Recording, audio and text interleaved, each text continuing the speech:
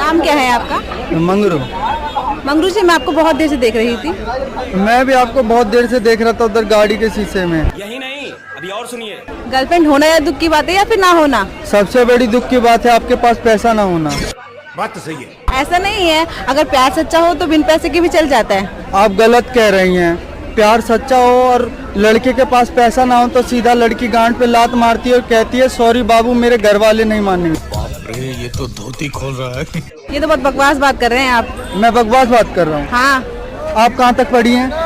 MA. MA. कर लोगी मुझसे शादी? नहीं। फिर जाओ यहाँ से।